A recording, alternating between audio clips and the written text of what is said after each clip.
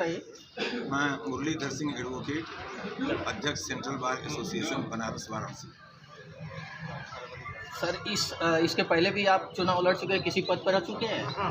मैं सांगठनिक रूप से भारतीय जनता पार्टी से जुड़ा हुआ हूं और भारतीय जनता पार्टी के संगठन में वार्ड से लेकर के क्षेत्र तक मुझको बराबर दायित्व मिलता रहा है और वर्तमान में मैं क्षेत्रीय संयोजक हूं, चुनाव आयोग संपर्क विभाग काशी क्षेत्र।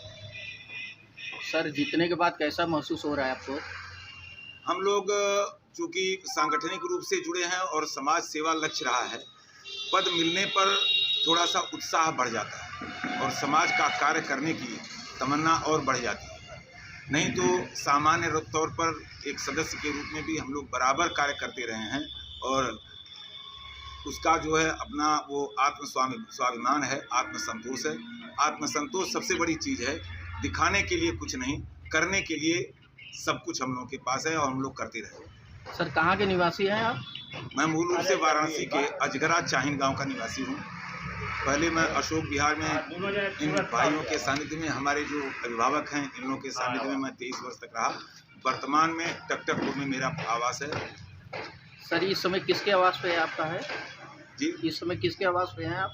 मैं अपने पूज्य हम लोगों के मतलब बड़े भाई कह सकते हैं, गार्जियन कह सकते हैं, मार्गदर्शक कह सकते हैं, तो बाबू ओम प्रकाश सिंह जी, बाबू सूर्य प्रकाश सिंह जी और हमारा छोटा भाई अब नहीं है, वह पीड़ा है। आज वह होता तो खुशी हमारी दुखी हो जाती। सर, कुछ अपने बारे में बताएंगे?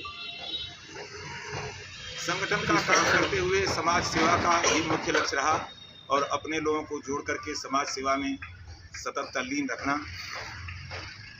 मैं पेशे से अधिवक्ता हूं और बताने की आवश्यकता नहीं है कि देश की स्वतंत्रता आंदोलन में अधिवक्ताओं ने जितना योगदान किया समाज के शायद ही किसी वर्ग ने किया हो, लेकिन आज़ादी के बाद जो मैं महसूस करता हूं, अधिवक्ता समाज के लिए बहुत कुछ नहीं हुआ और उसी संघर्ष की कड़ी में मैं बार एसोसिएशन का 2000 में वरिष्ठ उपाध्यक्ष था और उसके बाद वाराणसी कचहरी में कलेक्ट्रेट में माननीय राजनाथ सिंह जी के सौजन्य से अधिवक्ता विश्रामालय का निर्माण, माननीय मुरली मनोहर जोशी जी के सौजन्य से अस्पताल का निर्माण, माननीय अशोक धवन जी के सौजन्य से चैम्बर का निर्माण कराया और आज 1 वर्ष पहले प्रदेश के यशस्वी मुख्यमंत्री ने हमारी मांग पर अधिवक्ताओं के कल्याण निधि की राशि 1.5 लाख से बढ़ा करके 5 लाख कर दी और वह तमाम अधिवक्ताओं को मिल रहा है।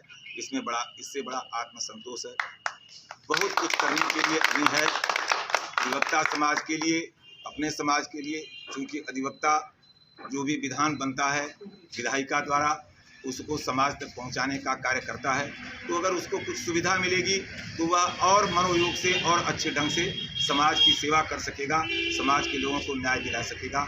यही हमारी कामना है और इसी में मैं अपना सब कुछ न्यौछावर करना चाहता हूं कि जो समय जीवन का शेष बचा है अधिवक्ता समाज और इस समाज के लिए कार्य करते हुए बीते। थोड़ा काशी वासियों के लिए आप कुछ कहना चाहेंगे?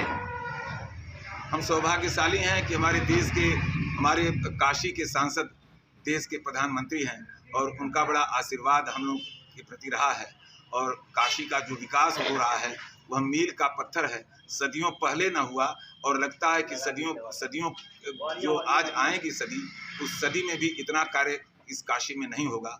सतत विकास के पथ पर काशी अग्रसर है और हम इसके लिए अपने यशस्वी प्रधानमंत्री जी माननीय मोदी जी को बहुत ही हार्दिक साधुवाद देते हैं और कामना करते हैं कि वह पुनः काशी के सांसद हों, पुनः देश के प्रधान हों।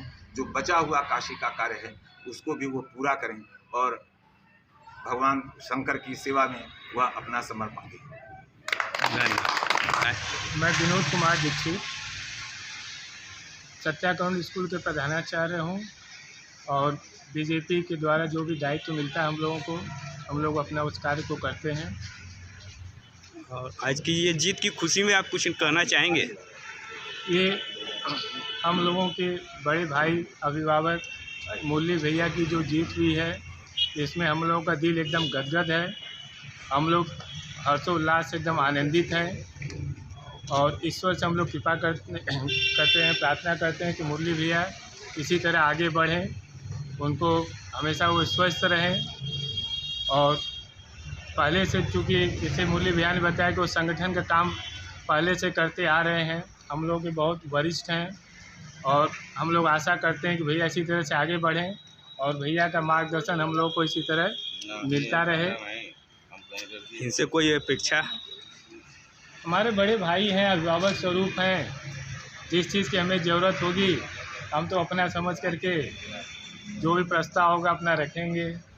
मांगते तो वहाँ पर जिनको व्यक्ति नहीं जानता हो, ये तो हमारे बड़े भाई अभिभावक हैं, तो जिस चीज़ की ज़रूरत होगी समाज का जो भी कार्य होगा उस कार्य को लेकर के हम भैया के पास ज़रूर जाएंगे, जहाँ समाज का उत्थान हो सके।